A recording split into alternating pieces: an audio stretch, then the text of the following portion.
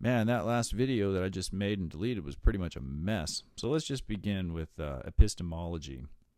What I was saying that I deleted was that on the earlier video with regard to truth, he pulled a definition of truth from the Encyclopedia Britannica that was so useless that I didn't quote it in the making of the video because it was just useless. But on this Encyclopedia Britannica definition, wherever he found it, I mean, what drives me nuts is he could just go to so many places, so many resources. Stanford Encyclopedia of Philosophy. Check that thing out, man.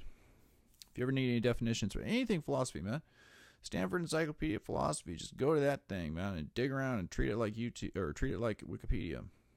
You learn a lot about philosophy just by turning off the Molyneux videos and just go into the Stanford Encyclopedia of Philosophy and just start digging around and hypertexting through and just getting interested in these kinds of issues. So the one definition that he found from Britannica that wasn't bad was epistemology is the study of the origins, nature, and limits of human knowledge. Interesting questions, right? Is human knowledge innate? Is human knowledge based upon experience? Is human knowledge mental? And then I wrote, kind of in my own words, here's a question about what the purposes of epistemology are. Sorry about the pop. And then continuing with him and his quote off of Britannica or wherever he got it is the goal of epistemology to provide justifications for broad categories of knowledge claims, or is the goal of epistemology merely to describe what kinds of things are known and to how knowledge is acquired? So whatever, but we're talking about knowledge. What is knowledge, and we get it somehow, and who knows, what knows, how knows, who cares? But it's about knowledge. So in this podcast, he's going to spend a lot amount of time talking about basically foundationalism. And you can Wikipedia epistemology and then hit foundationalism and take it in. And this is kind of what I deleted off of the video I just deleted, is that no one disagrees really that the sky is blue. The interesting thing comes about when you explain how the sky is blue. And before there was an accepted explanation for why the sky is blue, I mean, I'm sure there are all kinds of contests between different scientists, with their debating theories. So it wasn't a question of whether or not the sky is blue. It's a question of how do you explain the blueness of the sky, That's the interesting stuff, and that's the stuff that Molyneux isn't really, he's not equipped to handle. Because he's a hardcore foundationalist. And guess what? I'm a pretty hardcore foundationalist, But explaining how foundationalism works is the challenge. And, once again, Wikipedia foundationalism. So these are the issues we're looking about. Knowledge, how do we acquire knowledge? And all that stuff. And he spins around in circles until he finally says something interesting. And he doesn't really follow up on it. He asks the question, quote, why should self-contradictory statements be considered invalid, end quote. I mean, there's a lot to be said about that. That's an interesting question, Why should a self-contradictory statement be considered invalid? And if you talk to any artist, they shouldn't be considered invalid, because you pick up any major hit on the radio and every hook that you hear on the radio is a self-contradictory statement. It's how poetry works. It's how art works. A lot of things are self-contradictory. So he asked the question, quote, why should a self-contradictory statement be considered invalid, end quote, and I like it. Of course, he can't, what's going to be, once again, that multi-valued logic, kind of. That's why you say three-valued logics, like when you say superposition in quantum mechanics. If you wanted to create a logical system, a logical model of quantum mechanics, so far in quantum computing, you're looking at basically a three-valued logic. Value 0, value 1, and then the superposition, which is both value 0 and 1 at the same time and in the same instance. That's pretty illogical, but there it is. So that's not even really, it's how you would model that is really complicated, and it's beyond my abilities, But it's way beyond Aristotle. And when it comes time for him giving you advice for logic, he points you back to Aristotle and says, let's go back to Aristotle. So an interesting question, why should a self-contradictory statement be considered invalid?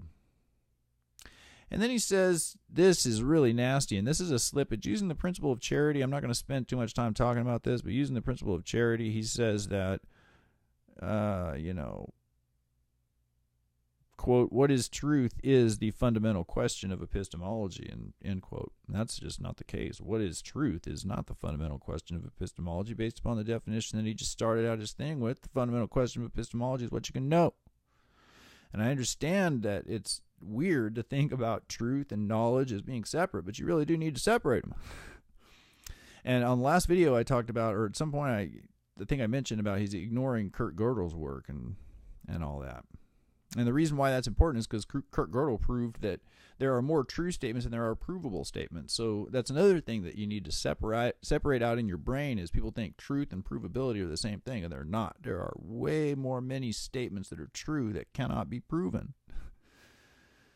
You know, and that's just informal mathematics. That's not even talking about natural language. That's talking about just sitting down and using symbols to try to hang satellites between the sun and the moon and the earth, you know, so we can talk to each other on our cell phones.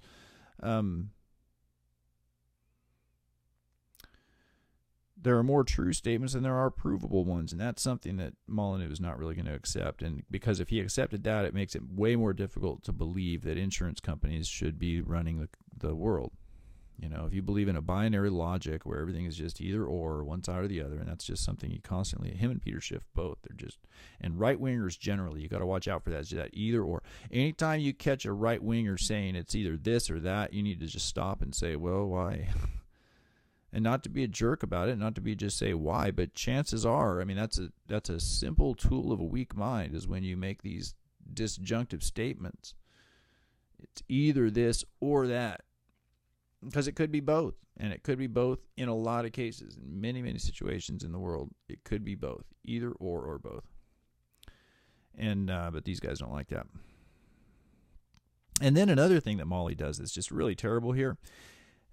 Quote, what is the difference between truth and opinion? Question mark, end quote. So he spends a little bit of time talking about this, and he makes a distinction between truth and opinion. I was like, what in the world is this guy talking about? Truth and opinion, the distinction is between fact and opinion. Dummy. What's the difference between truth and opinion? Once again, using the principle of charity, he might be misspeaking, but I don't think so. He really does believe that the distinction is between truth and opinion. And what you say is an opinion and what he says is the truth. And how do you know what he says is the truth? Because what he says he gets from the physical reality of sense data. And then you ask him, well, what about quantum mechanics? And he waves his hand and says quantum mechanics doesn't count. And then he's off to talking about politics and ethics. So if you push him to the wall and just keep pushing him to the wall because he's got his own podcast, he just waves his hand, shakes you off, and off he goes. But you see right there is the problem. Huge problem. Distinction between truth and opinion. I couldn't believe that when I heard that.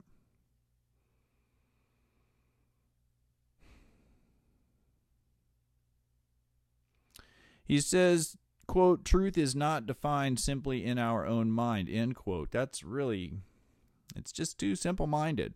You know, he's throwing around the word truth. And yeah. And then he says this. He says, quote, truth is the congruence of a similarity between, a congruence of a similarity between, a congruence of a similarity between. What does that mean? A congruence of a similarity between? A congruence of a similarity between. How about we try this? Quote, truth is the similarity between.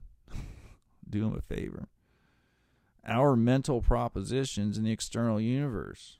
Truth is the similarity between our mental propositions in the external universe. Thanks for stating the blindingly obvious.